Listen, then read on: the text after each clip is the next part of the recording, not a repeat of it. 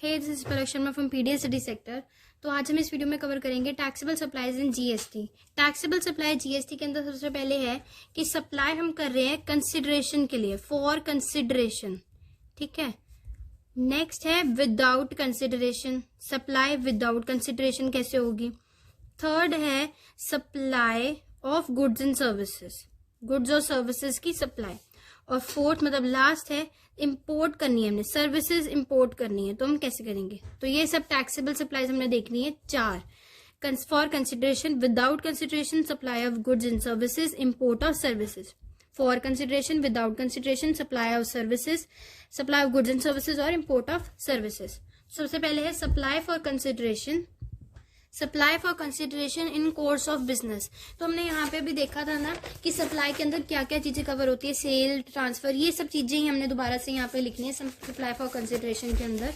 तो सबसे पहले है इसमें ए पॉइंट कर लेते हैं। सबसे पहले है सेल। सेल का मतलब होता है कि हमने प्रॉपर्टी ट्रांसफर कर रहे हैं, प्रॉपर्टी ट्रांसफर कर रहे हैं। सेकेंड है हमारा ट्रांसफर। ट्रांसफर मतलब ओनरशिप ट्रांसफर कर रहे हैं हम लोग, एक पर्सन से दूसरे पर्सन को अपनी प्रॉपर्टी देते हुए उसको ओनरशिप भी ट्रांसफर कर रहे हैं उस चीज की। बार्टर सिस्टम तो हमें पता ही है कि exchange of goods and exchange of goods, goods के बदले गुड्स हमें मिल रहे हैं। नेक्स्ट है एक्सचेंज। एक्सचेंज मतलब एक पर्सन के पास कुछ है और वो दूसरे पर्सन को म्यूचुअली हम लोग एक्सचेंज कर रहे हैं कि उसने उसको ये चीज दे दी और उसके बदले में उसने उसको ये चीज दे दी, म्यूचुअली हो रहा है ये पर, ठीक है, दोनों की कंसेंट के साथ। ई पॉइंट हमारा है नेक्स्ट लाइसेंस। लाइसेंस मतलब एक पर्सन दूसरे पर्सन को राइट दे रहा है कि तू ये प्रॉपर्टी जो है वो मेरी यूज कर सकता है, उसे लाइसेंस दे रहा है कि you can use this property of mine. Next point है रेंटल, मतलब एक पीरियोडिक टाइम के बाद हमें रेंट पे करना पड़ता है उस बंदे की प्रॉपर्टी को यूज करने के लिए। इस पर्सन की प्रॉपर्टी को हम यूज कर रहे हैं तो उसके लिए हमें उसको रेंट पे करना पड़ेगा पीरियोडिकली। पीरियोडिकली मतलब या तो किसी पर्सन ने अपना कंसेंट ऐसे बनाया हुआ कि तूने पूरे साल में एक ही बार पे करना है, मतलब पूरे साल का एक बार में पे कर देना है, या पर मंथ को पे करता है, क्वार्टरली पे करता है, हर एक का अपने उसके अकॉर्डिंग होता है, रेंटल एग्रीमेंट के अकॉर्डिंग। नेक्स्ट हमारा पॉइंट है लीज पर। लीज पर देने का मतलब है कि हमने ट्रांसफर कर दी प्रॉपर्टी उस पर्सन को, ठीक है, कुछ टाइम के लिए, कुछ सर्टेन पीरियड ऑफ टाइम के लिए, सर्टेन टाइम के लिए। नेक्स्ट पॉइंट हमारा डिस्पोजल। डिस्पोजल मतलब होता है कि हमने गुड्स एंड सर्विसेज बेच दी, अपनी एसेट्स बेच दी हमने, किसको, किसी पर्सन को, जब हमारा बिजनेस जो है बंद हो गया, जब हम अपना बिजनेस क्लोज कर रहे तो हमने एसेट्स जो है वो किसी पर्सन को बेच दिए। तो एक सबसे पहले मैंने क्या किया, supply for consideration in course of business, जिसके अंदर हमने देखा sale, transfer, barter, exchange, licence, rental, lease और डिस्पोजल, 8 चीजें, ठीक है। नेक्स्ट हमारा पॉइंट है विदाउट कंसिडरेशन।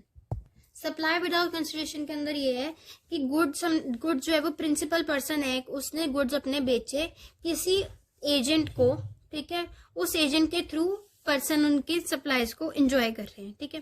परमानेंट ट्रांसफर हो रहा है या फिर डिस्पोजल हो रहा है गुड्स के एसेट्स का, बिजनेस के एसेट्स का, ठीक है। आईटीसी नहीं उन्होंने क्लेम करा था, ठीक है, नॉर्मली हो रहा है।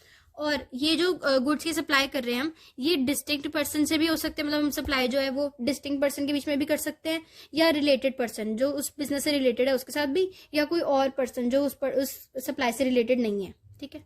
इसके अंदर ये है। नेक्स्ट हमारा पॉइंट है supply of goods and services. Supply of goods and services के अंदर कौन कौन सी ट्रांजैक्शंस कवर होती हैं, जैसे कि ट्रांसफर कर रहे हैं हम एक गुड्स को, ठीक है, लैंड और बिल्डिंग से रिलेटेड, ठीक है, ट्रीटमेंट कर रहे हैं कोई चीज का, बिजनेस एसेट्स को ट्रांसफर कर रहे हैं, सर्विसेज सप्लाई कर रहे हैं, कॉम्पोजिट सप्लाई, मिक्स्ड सप्लाई और सप्लाई सिंपल, ठीक है। क्या क्या आता है, transfer, land and building, treatment, business assets की सप्लाई, सर्विसेज की supply, composite supply, mix supply और सिंपल सप्लाई, ठीक है। तो ये हमारे supply of goods and services. हम लास्ट बचा import of services. Import of services के अंदर क्या है कि सिर्फ जो हमारी सर्विसेज इंपोर्ट हो रही है ना उसी के ऊपर ये होगा, और साथ ही साथ ये जो बिजनेस है ना, मतलब ये बिजनेस के लिए फॉर्म हुआ है, फर्दरेंस ऑफ बिजनेस के लिए फॉर्म हुआ है और कंसिडरेशन के थ्रू ही होगा। तो इसमें हमने 4 जो कवर किए थे, सबसे पहला है supply and consideration, supply for consideration in course of business, जिसमें हमने sale, transfer, barter, exchange, licence, rental, lease, disposal करा है। और उसके बाद हमने करा सप्लाई विदाउट कंसिडरेशन, प्रिंसिपल जो है वो अपने एजेंट को गुड्स प्रोवाइड कर रहा है, इन्होंने आईटीसी क्लेम नहीं करा है और कंसिडरेशन के बिना ये सप्लाई हो रही है। फिर supply of goods and services, transfer, land and building, treatment, business assets, services, composite supply, mix supply, supply of services. Import of services के अंदर है कि इंपोर्ट ऑफ सर्विसेज से ही हो रहा है in the course of furtherance of business. ठीक है, तो हमने ये कवर कर ली है taxable supply in GST. Next topic जो हम कवर करेंगे इस वीडियो के अंदर वो है exclusion for supply in GST. कुछ ऐसी गुड्स एंड सर्विसेज की सप्लाई होती है जो कि शेड्यूल 3 के अंदर मेंशन्ड होती हैं, और कुछ ऐसे गुड्स एंड सर्विसेज की सप्लाई होती है जो कि गवर्नमेंट अंडरटेक करती है। तो ये दोनों टाइप के जो चीजें हैं ये जीएसटी के अंदर कवर नहीं होती। वो चीजें जो शेड्यूल 3 के अंदर एक्टिविटीज आती हैं और वो जो गवर्नमेंट परफॉर्म करती है।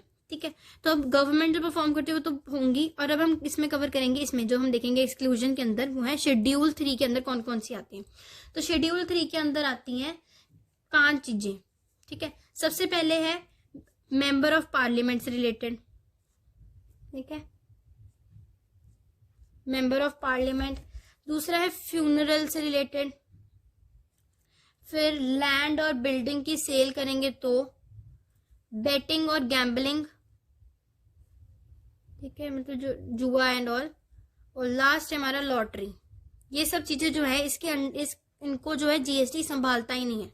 इन सब चीजों को जीएसटी नहीं संभालता, इनको या तो गवर्नमेंट देखती है या शेड्यूल 3 के अंदर आते हैं ये। ठीक है, member of parliament, funeral, land and building, betting and gambling और लॉटरी।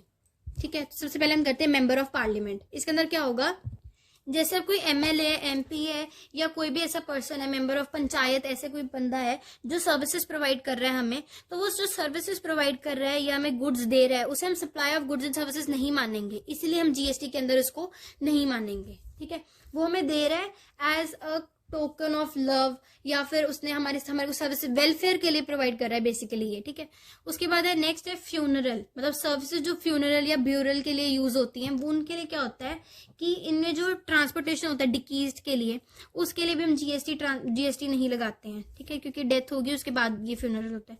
नेक्स्ट है हमारा sale of land and building.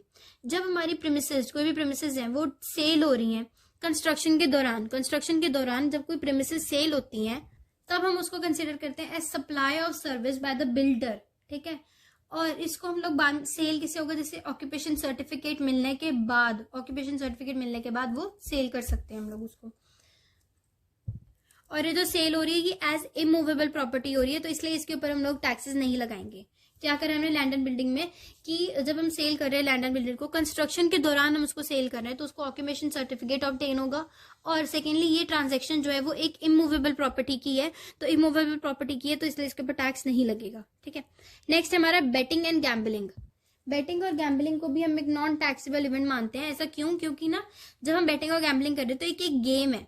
ठीक है, इसके जो ये गेम जो है वो रिस्क होप के ऊपर डिटरमाइंड है। अगर तो वो जीत गया बाय चांस, उसके वो चांस के ऊपर होता है। ठीक है, उसके एक्सीडेंटली हो सकता है, उसकी लक के ऊपर हो सकता है, तो ऐसी ऐसी चीजों के ऊपर टैक्सेस नहीं लगते होते हैं। नेक्स्ट हमारा पॉइंट है लॉटरी। लॉटरी भी एक नॉन सर्विस टैक्सेबल है, मतलब नॉन टैक्सेबल सर्विस है ये। ठीक है, और इसके मतलब लॉटरी मिलने के बाद हमें या तो प्राइज मिलता है, प्राइज ये वाला, या फिर प्राइस। ठीक है, प्राइज या प्राइस मिलता है। ठीक है, और जो भी मिल रहा है हमें, और इस लॉटरी को हम कुछ भी बोल रहे हैं, किस भी नाम से बुला रहे हैं, तो है तो वो लॉटरी ही ना, तो ये भी टैक्सेबल इवेंट नहीं है। तो क्या क्या है, मेंबर ऑफ पार्लियामेंट, अगर एमपी एमएलए कोई हमारे को गुड्स एंड सर्विसेज प्रोवाइड कर रहे हैं, सप्लाई कर रहे हैं उनकी, तो उसको हम सप्लाई नहीं मानेंगे और जीएसटी के अंदर वो नहीं आएगा। फ्यूनरल में मतलब जैसे उसके डिकीज्ड पर्सन की ट्रांसपोर्टेशन के लिए भी उसमें लैंड वो नहीं होगा। लैंड एंड बिल्डिंग में कंस्ट्रक्शन के दौरान अगर कुछ सेल कर रहे हैं तो फिर उसको हम लोग इमूवेबल प्रॉपर्टी की सेल हो रही है तो इसलिए वो सर्विसेज या गुड्स के अंदर नहीं ट्रीट किया जाएगा। Betting and gambling non taxable services हैं ये, और इसमें रिस्क और होप का है, चांस है, एक्सीडेंट है, तो इसलिए इसमें भी नहीं होगा। लॉटरी में प्राइस या प्राइस मिलता है हमें, इसमें भी चांसेस गेम है, ये चांस के ऊपर गेम है, तो इसलिए भी इसमें भी हम जीएसटी नहीं लगाते। So this is all in this video. Thank you so much for watching. Hope you like the video. If you like the video, do watch the next videos too. Thank you.